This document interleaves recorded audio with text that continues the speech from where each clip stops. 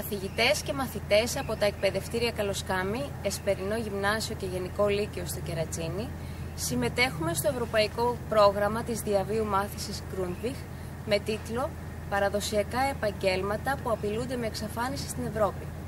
Βρισκόμαστε στο νησί των Σπετσών, όπου συναντάμε τα βοτσαλωτά σε πλατείες, δρόμους και αυλές των σπιτιών.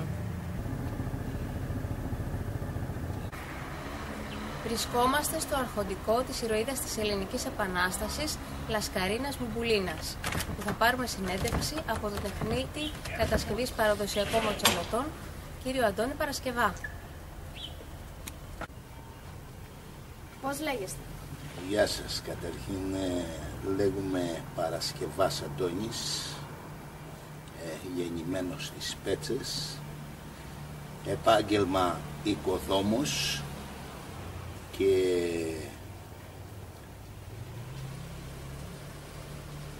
έχω πάρα πολλά χρόνια στην οικοδομή. Ποια είναι η ηλικία σας? Η ηλικία μου είμαι 60 χρονών.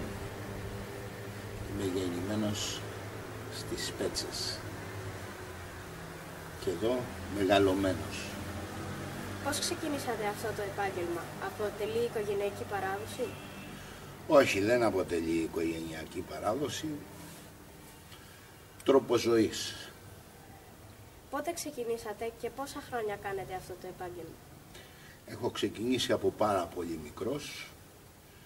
Πιθανόν να έχω και 45 χρόνια στην οικοδομή. Η ακριβής ονομασία του επαγγέλματός μου είναι οικοδόμος. Εδώ στα νησιά κάνουμε σχεδόν όλες τις δουλειές. Ό,τι είναι οικοδομή συνεπάγονται πάντα. Πέτρινα, βοτσαλωτά, κεραμοσκεπές, τζάκια, καλτερίμια, αψίδες, όλα αυτά τα συναφή του επαγγέλματος. Ποιες είναι οι βασικές δυσκολίες που αντιμετωπίζετε κατά την άσκηση του επαγγελματός σας, δηλαδή στα βοτσαλωτά?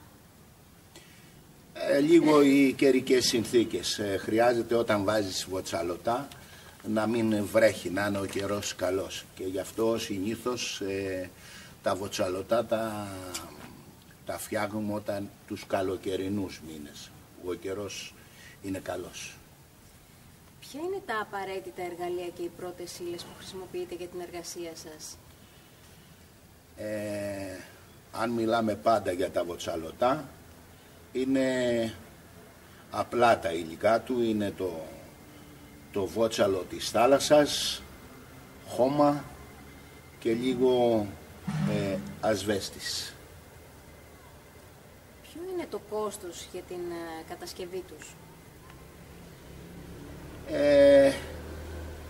Είναι κάπως λίγο ακριβό, διότι το βότσαλο είναι λίγο δυσκολεύρετο.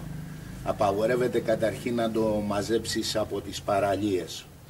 Οπότε εκεί παίζει λίγο η τιμή του. Από 30 ευρώ μέχρι 100 ευρώ. Θα θέλατε λίγο να μας περιγράψετε πώς γίνονται τα βοτσαλωτά, πώς σχηματίζεται μια παράσταση? Καταρχήν στρώνουμε την επιφάνεια με χώμα, όσο και να ακούγεται παράξενο, είναι ό,τι υπάρχει από τη φύση. Στρώνουμε το χώμα, παίρνουμε τις αλφαδιές μας και μετά κάνουμε μια πάρα πολύ μικρή επάλυψη μέχρι ενός πόντου με ασβεστοκονίαμα. Εκεί απάνω ξαπλώνουμε ένα σχέδιο, το σχέδιο που θέλουμε εμείς να φτιάξουμε, το σημαδεύουμε και αρχίζουμε να φυτεύουμε το βότσαλο. Και μετά το υπόλοιπο που θα είναι κάποιο άλλο χρώμα βότσαλα αρχίζουμε και το γεμίζουμε. Μετά έχουμε ένα ειδικό κόπανο, ένα φαρδί ξύλο και το χτυπάμε μέχρι που να έρθει ίσια. Και μετά του ρίχνουμε λίγο άμμο θαλάσσης για να πάει σε όλα του τα κενά και να γίνει συμπαγές. Και από εκεί και πέρα είναι τελειωμένο.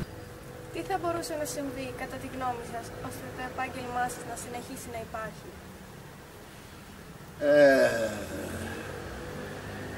Είναι να ξανακινηθεί η οικονομία του κράτους και να σταματήσει η γραφειοκρατία.